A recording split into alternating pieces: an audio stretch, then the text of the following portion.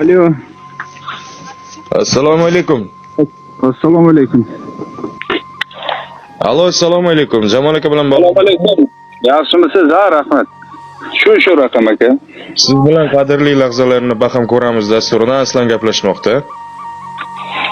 Hurmatli Jamol aka, Surxondaryo viloyati So'limbo'shin tumanidagi Husunkormachi qishlog'ida yoz fasli o'zgacha o'tar ekan, ha?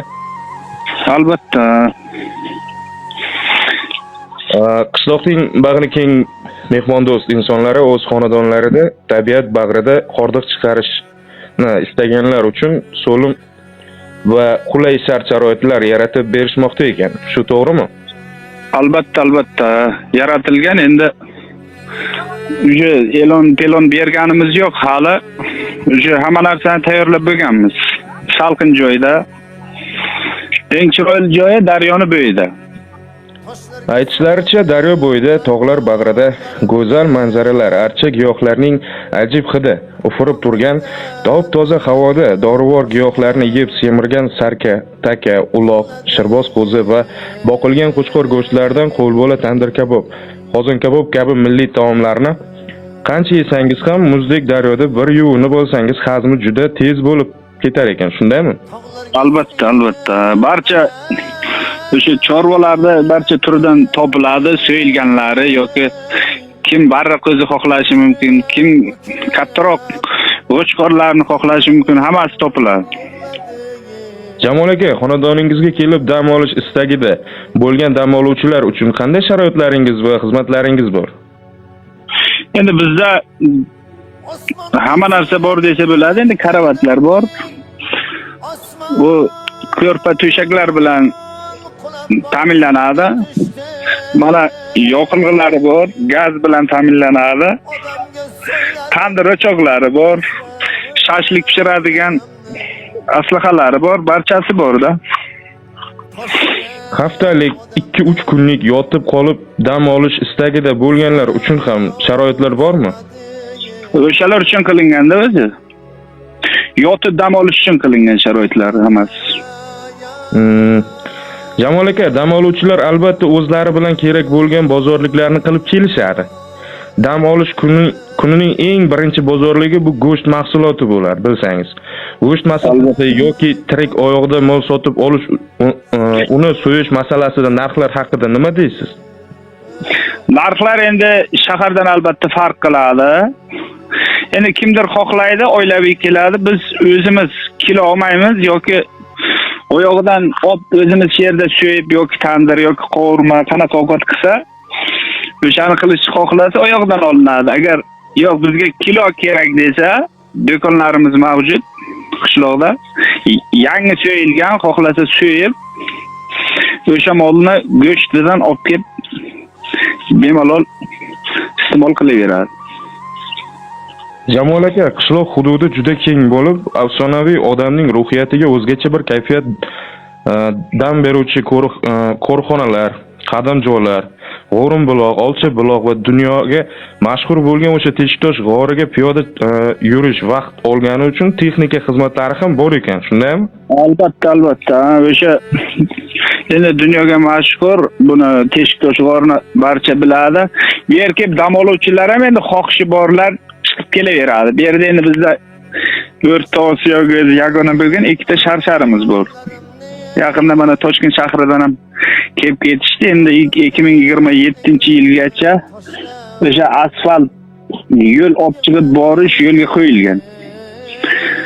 Endi bu yog'i o'xshab qolsa o'sha sharsharning yonigacha dam olish joylari bo'ladi. Endi hozir sharoit yo'qligi sababli bu yerda dam olishga kelganlar borib ko'rib kelyapti. Jamol aka, Ko'pnamachi qishlog'ida yanada odamlarni o'ziga tortuvchi jihati shaharlardan keluvchi yoshlar ot va eshaklarda tog'larda yurishni, sayr qilishni juda ham xohlashadi.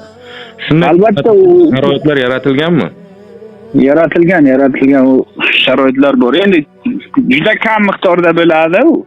Hamma endi mashina bilan zerikkanlari bo'lmasa, endi uni ham sharoiti qilingan. Eshak yoki otda. Odatda dam oluvchilar o'zlariga xizmat qilib taomlarni o'zlari tayyorlashni zavq olishadi. Buning uchun qozon, tovoq va barcha buyumlar, ko'rpa to'shaklar, gaz ballon yoki o'tin hammasi bormi? Mabodo taomlar tayyorlab berish xizmatlari kerak bo'lsa, bunga qanday sharoitlar bo'ladi? Endi boya aytib o'tganimdek, endi albatta shahardan kelayotgan o'zlari gazdan zerikkanlari bor. O'tinda o'zlari ovqat qilib yeyishni yaxshi ko'radi-ku. Ularda hamma sharoit bor. Qozon tovoq, ko'rpa to'shaklari, gazlari bilan ta'minlanadi. Shuningdek, Jamol aka, qishloqning deyarli barcha ayollari hunarmand bo'lib, qo'y, echki junlaridan va paxtadan urchuqlarda iplar egirib, jozibali gilam va joynamozlar, ot egarlari uchun yopinchiqlar to'qib sotishar ekan. Ushbu tayyor gilam va joynamozlardan sotib olishning iloji bormi? Albatta. Qishloqda unaqalar ko'p. Barcha sharoitlar uchun narxlar qanday bo'ladi? Narxlar bu turishdami? Turish, xizmatlar.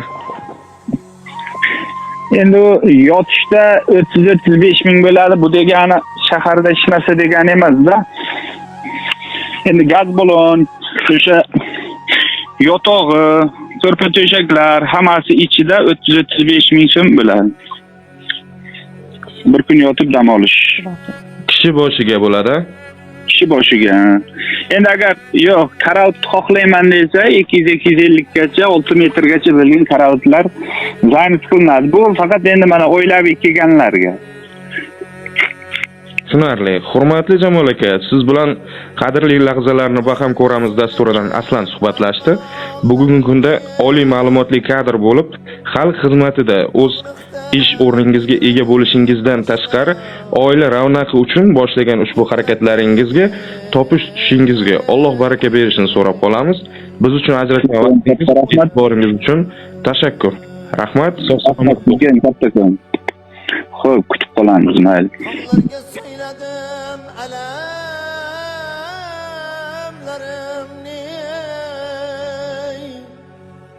Ökürüp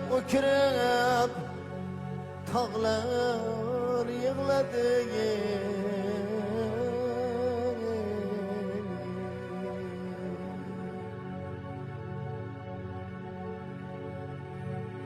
Osman'a söyledim yürek derdimni. Osman kulak başımga düştü. Odamga söyledim hasretlerimni. Taş yürek odamdan sada çıkmadı.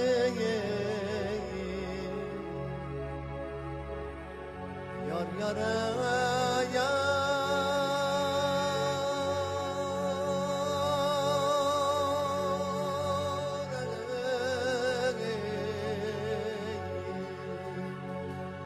Taşırak adamdan sada çıkmadı.